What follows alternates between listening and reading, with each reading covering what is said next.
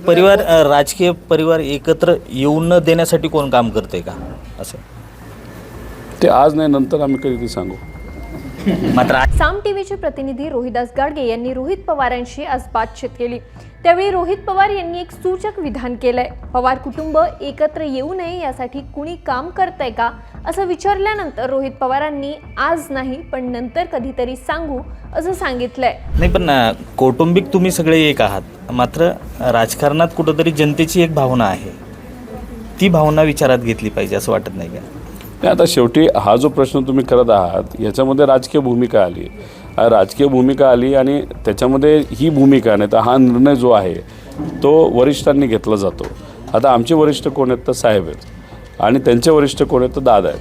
त्या दोघांनी निर्णय घेण्याची गोष्ट आहे. त्यामुळे ते निर्णय जोपर्यंत घेत नाहीत तोपर्यंत तुमची इच्छा, माझी इच्छा, नाही तर कोणाची इच्छा असली नसली, नाही तर लोकांची इच्छा असली नसली तरी ते खरं होऊ शकत नाही. हे राजकीय परिवार एकत्र येऊ न देण्यासाठी कोण काम करते का असं?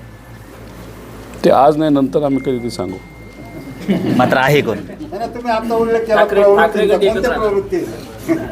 नाही, मला कोण करतंय हे सगळं, म्हणजे थांबवण्याचा प्रयत्न कोण करतंय? माझं असं मत आहे की मी राजकारणाचा एक हिस्सा आहे. मी उत्तर देत असताना राजकीय भूमिका तिथं घेणार, नाही तर राजकीय दृष्टिकोनातून घेणार. तुम्ही जर हाच प्रश्न, कुठली ती प्रवृत्ती आहे की कुटुंबाला फोडते आहे, एकत्र येऊन देत नाही, हा प्रश्न सामान्य लोकांना तुम्ही विचारा, ते उत्तर मात्र योग्य पद्धतीने देतील. राज्याच्या राजकारणात गेल्या काही वर्षात राजकीय पक्षांसोबतच राजकीय घराण्यात फूट पाहायला मिळाली.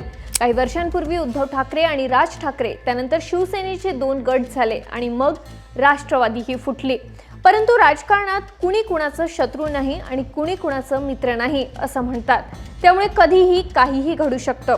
आताच ठाकरे बंधू पुन्हा एकदा एकत्र येण्याची चर्चा सध्या जोर धरत होती. तर याला पवार कुटुंबाने देखील भारतीय संस्कृतीचे दाखले देत पवार कुटुंब देखील एकत्र येईल असं म्हटलंय. पण पवार कुटुंब एकत्र येऊ नये यासाठी कुणीतरी काम करतंय, पण ते आज नाही तर कधीतरी सांगू असं सूचक विधान रोहित पवार यांनी केलंय.